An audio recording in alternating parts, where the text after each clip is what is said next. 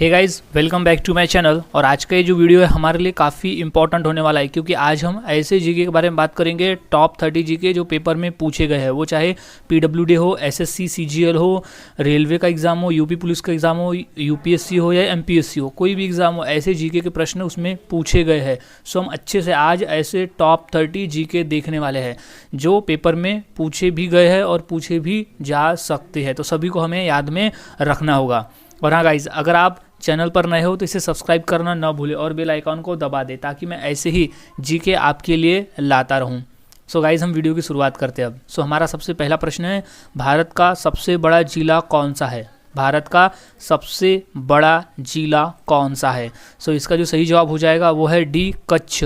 कच्छ जिला जो है वो भारत का सबसे बड़ा जिला है। ये इंपॉर्टेंट प्रश्न है, ये प्रश्न पूछा गया था रेलवे के एग्जाम में। कच्छ जिला भारत का सबसे बड़ा जिला है। कच्छ जिला गुजरात राज्य में है। सो याद रखें, कच्छ।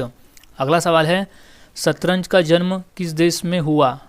शतरंज का जन्म किस देश में हुआ, यानी किस देश से खेलना उसे शुरू किया गया था, उसकी उत्पत्ति कहाँ से हुई? तो इसका जो राइट आंसर हो जाएगा वो है ए, भारत। भारत में शतरंज का जो खेल जन्म है वो भारत देश में हुआ था। इंपॉर्टेंट प्रश्न है, ये प्रश्न रेलवे में पूछा जा चुका है। So right answer is Bharat. Bharat है का जन्म। अगला सवाल है, इंद्रधनुष में कितने रंग होते हैं? सो इसका जो सही जवाब है वो है सी, 7 रंग। 7 रंग, इंद्रधनुष में 7 रंग होते हैं। इंपॉर्टेंट प्रश्न है, ये प्रश्न यूपी पुलिस के एग्जाम में आ चुका है। सो इंद्रधनुष में 7 रंग होते हैं। अगला सवाल है, सूर्य के चारों ओर घूमने वाले खगोलीय पिंड क्या कहलाते हैं? सूर्य के चारों ओर घूमने वाले खगोलीय पिंड क्या कहलाते हैं? सो इंपॉर्टेंट प्रश्न गाइज, ये प्रश्न रेलवे में आ चुका है। सो वो खगोलीय पिंड को हम कहते हैं ग्रह। ग्रह कहते हैं उन्हें। जो ग्रह है जो सूर्य के चारों ओर चक्कर लगाते हैं, जितनी भी चीज़ें सूर्य के चारों ओर चक्कर लगाते हैं उन्हें हम ग्रह कहते हैं। ऐसे खगोलीय पिंड को हम ग्रह कहते हैं। सो याद में रखें, उन्हें ग्रह कहा जाता है। अगला सवाल है, विश्व मौसम दिवस कब मनाया जाता है?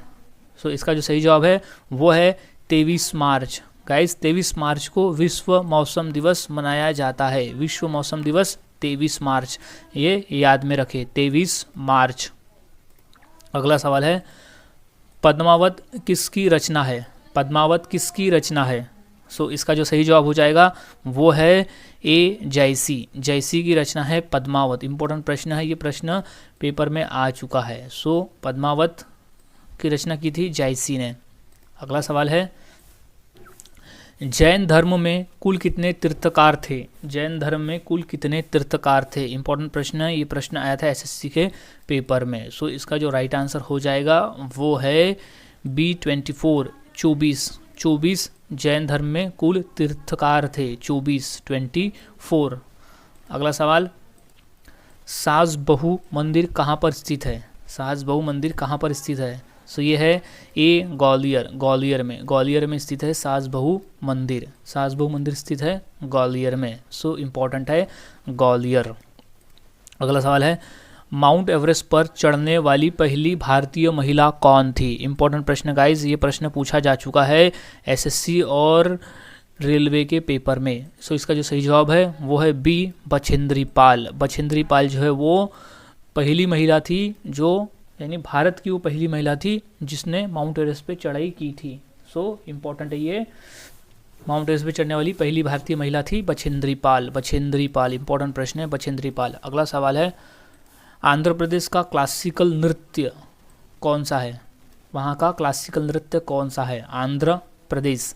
सो इसका जो राइट आंसर है वो है टी, कुचिपुड़ी। कुचिपुड़ी जो है वो आंध्र प्रदेश की क्लासिकल नृत्य है। कुचिपुड़ी आंध्र प्रदेश का क्लासिकल नृत्य है, कुचिपुड़ी। अगला सवाल है, गौतम बुद्ध ने अपना पहला उपदेश किस भाषा में दिया था?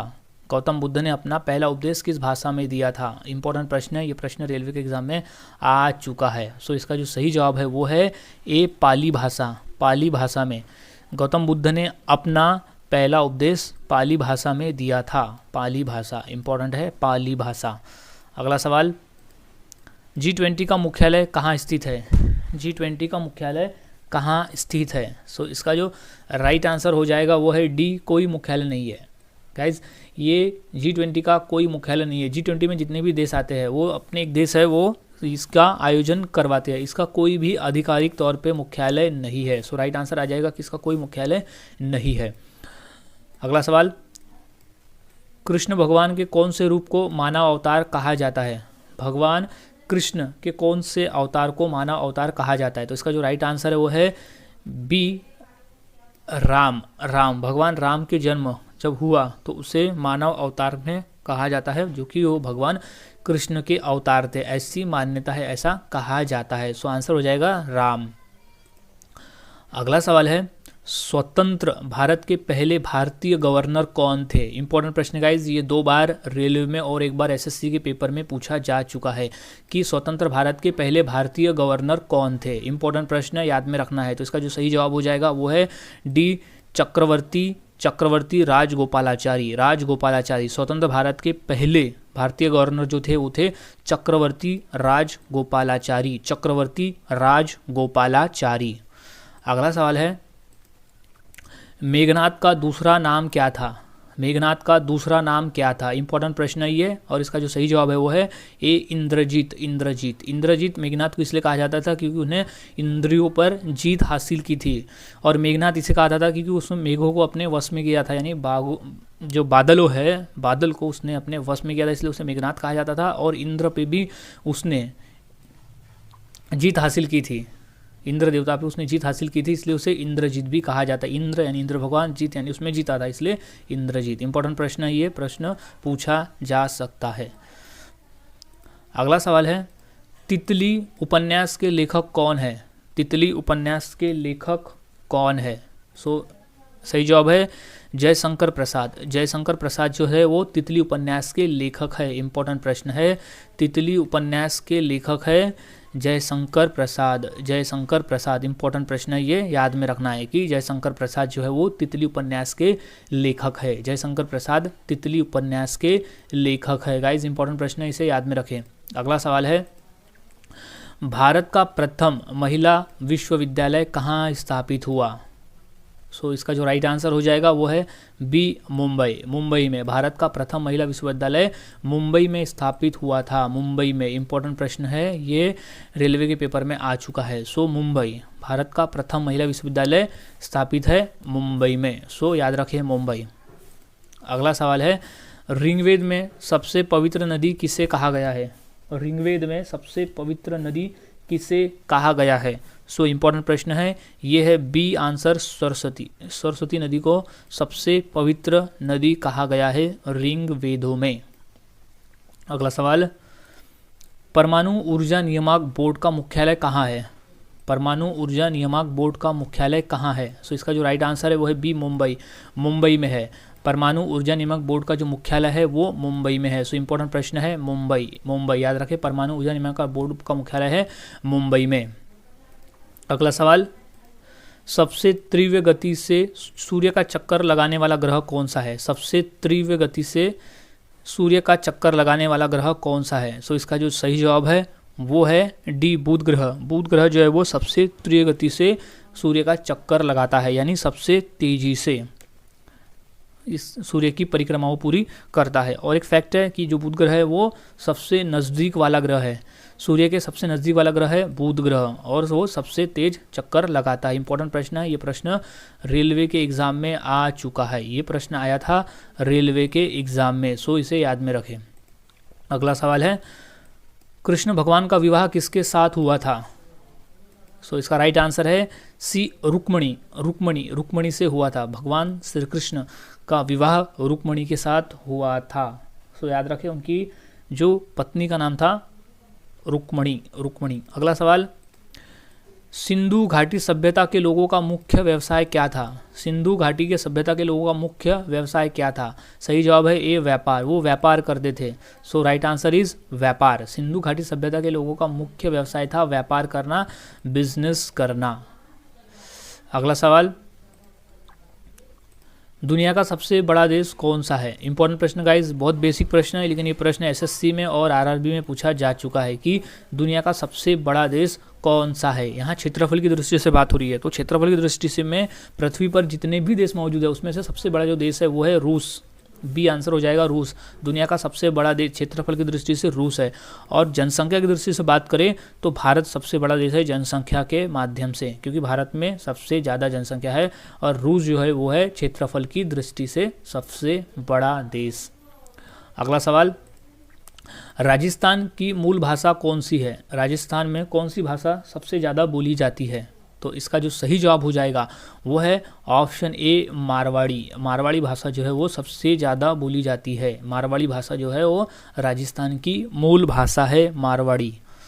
अगला सवाल, दांतों में निम्नलिखित में से क्या होता है?